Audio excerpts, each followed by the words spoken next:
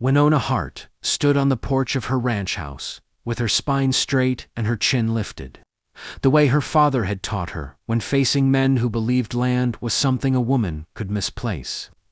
The late afternoon sun washed the Wyoming plains in gold, but there was nothing warm about the three riders approaching through the dust. She didn't need to ask why they were here. Ethan Crowley rode at the front, smug as ever, his hat tipped low and his smile already sharp. He had been circling her land like a buzzard since the day her father was buried on the hill behind the barn.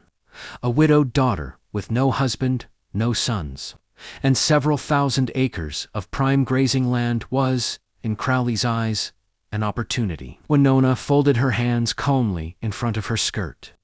She'd rehearsed this moment 100 times. "Afternoon, Mrs. Hart," Crowley called as he reined in his horse. Or should I say, Miss Hart, for jaw tightened, but she didn't flinch. "That would be Mrs. Hart," she said evenly. Crowley's brows lifted. "Is that so? Funny folks in town say you're alone out here." "Folks in town talk too much," Winona replied. "My husband's been away on business." Crowley chuckled, slow and disbelieving.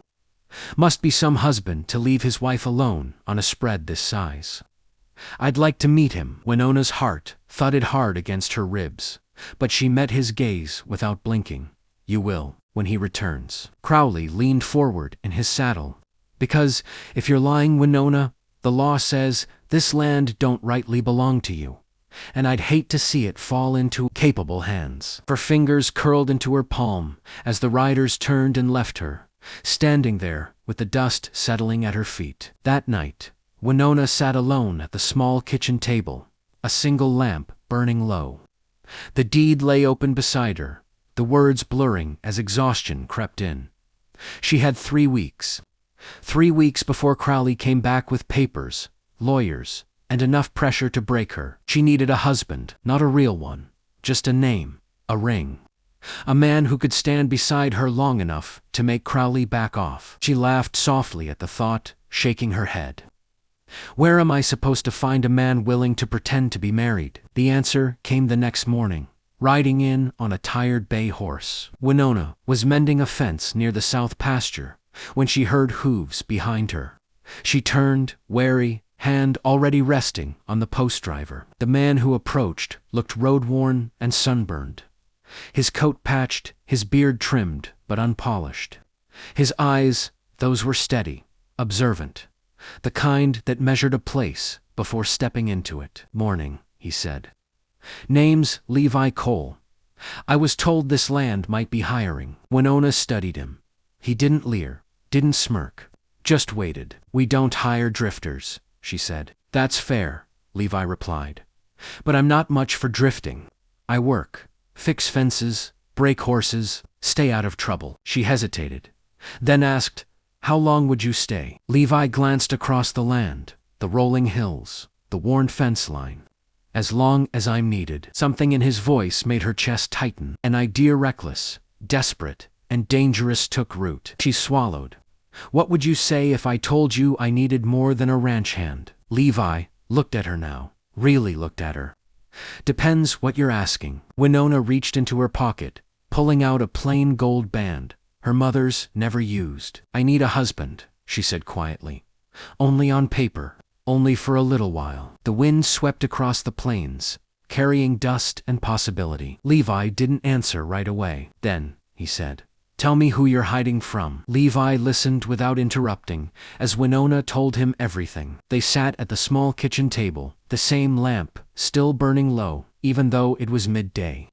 Dust motes floated in the light as she spoke of her father's death, the deed, Ethan Crowley's threats, and the law that favored married men over lone women.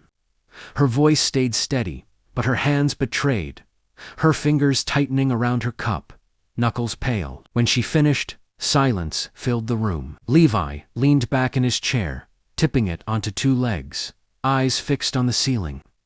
"You're asking me to lie," he said finally. "Yes," Winona replied without apology. "To stand beside me, wear a ring, be seen. That's all." "For how long?" "Long enough for Crowley to leave me alone. A few months, Maybe. Levi lowered the chair and studied her again. And after, you walk away, she said. With pay. Much. She named a number. It was more than fair to fair. Levi let out a low whistle. You must be desperate. I am, Winona said simply. He nodded once. All right. Her breath caught. I'll do it, Levi said. On conditions. She straightened. Name them. No touching, he said. No lying to each other beyond what's necessary. And if this puts me in danger, I walk. That's acceptable. And one more thing, Levi added. You don't order me like hired help in front of others. If I'm your husband, I'm your equal. Winona met his gaze, surprised and impressed. Agreed. They sealed the bargain with a handshake that lingered a second too long. By the next morning, Levi wore a ring. They rode into town together before noon, side by side, close enough that their knees brushed. Winona could feel the weight of every glance turned their way. The mercantile owner paused mid-sentence. The barber leaned out his doorway. Whispers followed them like shadows. Levi handled it easily. He tipped his hat, rested a hand at the small of Winona's back, introduced himself with quiet confidence. This is my wife Winona, he said, like the words had always belonged together. Each time, her stomach flipped. At the courthouse, Levi signed the register with a steady hand, the ink drying into something dangerously close to permanence. Winona watched his name beside hers and felt a strange ache bloom in her chest. By the time they returned to the ranch, the lie had already taken on weight. That night, they sat across from each other again, supper cooling between them. We should talk about appearances, Levi said. Where I sleep, how we act when others are around. The guest room, Winona said quickly. Fine by me. And in public, Levi shrugged. Married folk don't hover apart. A hand on the arm, standing close. Nothing improper. Her cheeks warmed. Understood. They settled into an uneasy routine. Levi worked harder than any hand she'd ever hired. He fixed the south fence, calmed a spooked mare, and spoke to the cattle like they were old friends. At night, Winona lay awake, listening to his boots cross the hall, aware of his presence in a way that unsettled her. 3 days later, Crowley returned. He rode in smiling, but his eyes sharpened the moment he saw Levi step out onto the porch beside Winona. Well now, Crowley drawled. So the husband's real. Levi didn't flinch. He draped an arm around Winona's shoulders with practiced ease. Levi Hart, he said. You must be the neighbor. Crowley's gaze flicked to the ring, to the closeness between them, to the way Winona didn't pull away. Pleasure, Crowley said, though it clearly wasn't. He stayed only a moment longer, offering hollow politeness before riding off. When he was gone, Winona let out a breath she hadn't realized she'd been holding. It worked, she whispered. Levi looked down at her, his arms still around her shoulders. For now, he said quietly, and neither of them moved to step away. By the end of the first week, the lie had settled into the ranch like a second skin. Levi rose before dawn, the sound of his boots moving through the house becoming familiar, almost comforting. Winona learned the rhythm of his days, the way he whistled softly while saddling horses. How he paused to watch the horizon before riding out. How he never spoke more than necessary, but always seemed to notice everything. They played their parts well. In town, Levi's hand rested easily at Winona's back. He opened doors for her, stood close during conversations, spoke with the calm authority of a man who belonged. The townsfolk accepted it, quickly perhaps, too quickly, and Winona felt both relief and unease at how natural it all seemed. At night, though, the house returned to quiet. Winona found herself listening for Levi's footsteps, aware of the empty space beside her bed. She scolded herself for the foolishness of it. This was an arrangement, nothing more. Still, the lines blurred. One afternoon, a storm rolled in fast and angry. Thunder cracked across the sky as Levi rode in hard rain, soaking his coat. Winona met him at the barn, pulling the door closed just as the wind howled through the plains. You should have stayed put, she said, and missed the fun. Levi replied, shaking water from his hat. They laughed breathless, the sound of it echoing in the rafters. The moment stretched too long. Winona became acutely aware of how close he stood, the heat of him cutting through the chill. For a heartbeat, she thought he might lean in. Instead, Levi stepped back. "I'll dry off," he said, voice rougher than usual. That night, Winona couldn't sleep. The next morning brought visitors to men from the bank, polite but probing. They asked about cattle numbers, about improvements to the land, about Levi's involvement. Levi answered calmly, confidently, his arm draped around Winona's chair like it belonged there. When the men finally left, Winona turned to him. "You handled that well." Levi shrugged. Crowley, stirring trouble, thought he might. Her stomach tightened. "Do you think he believes us?" "I think," Levi said slowly, "he's looking for cracks." As if summoned by the words, Crowley returned 2 days later. This time, he didn't come alone. He brought a woman. She was dressed finely, her smile sharp, her eyes assessing. "This is Miss Clara Benton," Crowley said. "She's been helping me with some legal matters." Clara's gaze lingered on Winona, then slid to Levi. "So this is the husband." Levi inclined his head. "Ma'am?" Crowley's smile widened. "Thought we might stay for supper. Get to know the family." Winona's pulse quickened, but she nodded. Of course. Supper was tense. Clara asked careful questions: where Levi was born, how long they'd known each other, details that danced dangerously close to truth. Levi answered smoothly, spinning half-truths with ease. Then, Clara smiled sweetly. "And how long have you been married?" Levi reached for Winona's hand without hesitation. His thumb brushed her knuckles slow, deliberate. "Long enough," he said. Winona felt the warmth of his touch travel straight to her chest. Crowley watched them closely. After they left, the house felt too quiet. "That was risky," Winona said. "They were fishing," Levi replied. "They'll be back." She hesitated. "Do you regret it, agreeing to this?" Levi studied her for a long moment.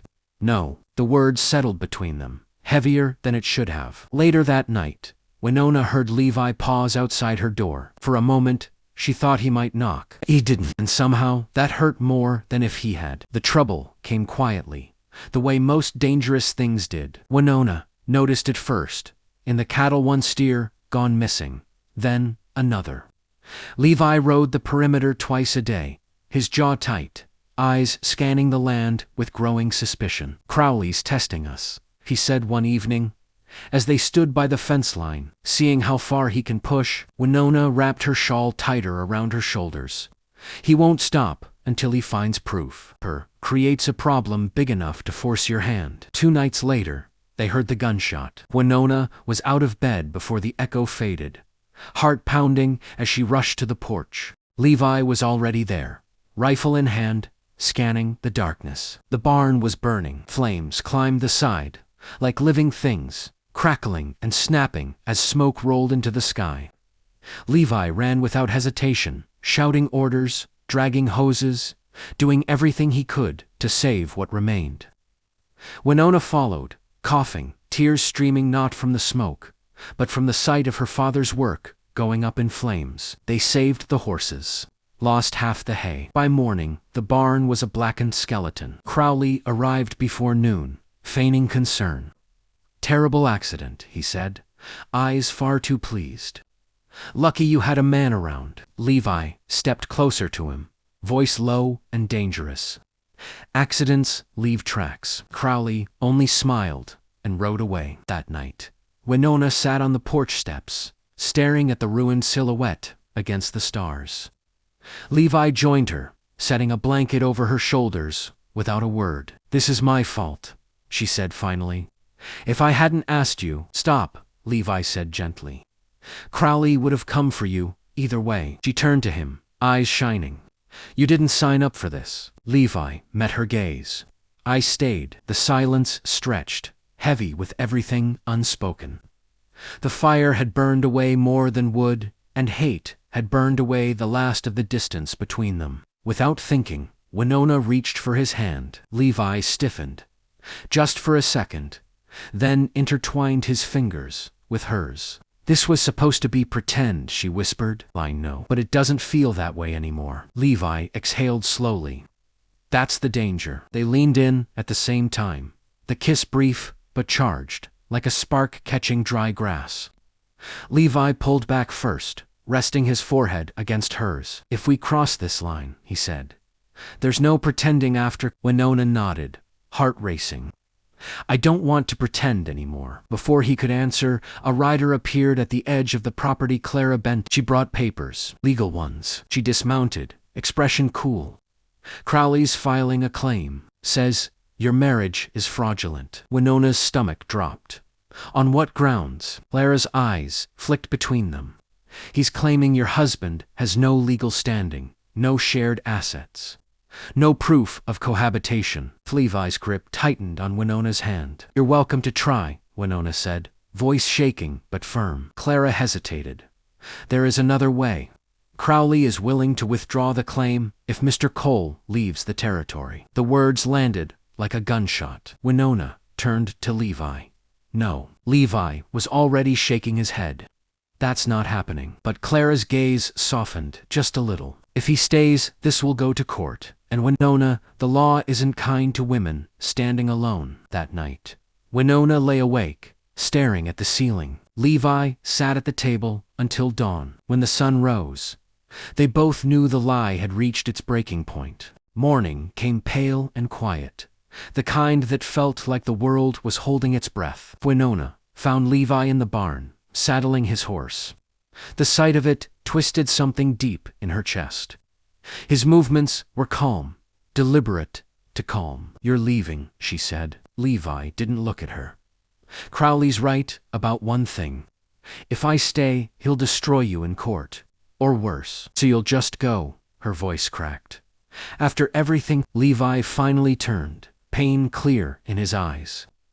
This was never supposed to be my fight. But it became one, Winona said. You said you stayed. I did, he replied softly. And that's why I can't be the reason you lose everything. She stepped closer, anger and fear tangling in her chest. I don't care about the land if I lose you. Levi froze. Slowly, he reached into his coat and pulled out the folded marriage certificate, the real one they'd signed in town. He smoothed it carefully, like it was something fragile. I've been married before, he said quietly. Lost her to illness. Promised myself I'd never make vows I couldn't keep again. Winona's breath caught. This started as a lie, Levi continued. But somewhere along the way, I stopped pretending. He met her gaze, raw and honest. If I stay as your husband. Truly, not as a shield. Not as a favor. Her eyes filled with tears. You think I don't feel the same? Before either of them could say more, hooves thundered toward the ranch. Crowley rode in fast, flanked by 2 deputies. It's over, Crowley called. Courts decided to hear the case today. Either the husband shows proof, the land transfers to me by default. Levi stepped forward. You won't get it. Crowley sneered. And how do you plan to stop that? Levi turned to Winona. May I? She nodded. Heart pounding, Levi reached into his saddlebag and pulled out a worn leather packet. Documents, letters, and a stamped deed. I wasn't always a drifter, Levi said evenly. My first wife owned land not far from here. When she passed, I sold it. Quietly. Didn't want the memories. He handed the papers to the deputy. Those funds bought into this ranch the moment I married Winona. Crowley just never checked. Crowley's smile faltered. And as for cohabitation, Levi added, sliding an arm around Winona's waist. I haven't slept anywhere else since the day I arrived. The deputy studied the papers, then nodded. Looks legitimate to me. Crowley's face darkened. This isn't finished. It is, Winona said, stepping forward. You lost. Crowley rode away, without another word. The danger passed as quickly as it had come, leaving silence behind. That evening, the ranch felt different, lighter. Winona and Levi stood on the porch as the sun dipped low, painting the sky in fire and gold. So, Winona said softly, was that the truth, or just another good lie? Levi smiled, slow and sure. He took her hands, pressing her mother's ring fully into place. "No lies left," he said. "Only a question." He dropped to one knee. "Winona Hart, will you marry me for real this time?" She laughed through her tears. "You already did. Humor me." "Yes," she whispered. 1,000 times yes. He kissed her then. Not careful, not restrained, no pretending left between them. The ranch stretched out before them, scarred but standing. Much like the love they'd built from necessity into something unbreakable. And for the first time, Winona knew the land wasn't what she'd been protecting all along. It was home. Don't forget to like, comment, and subscribe for more Western stories.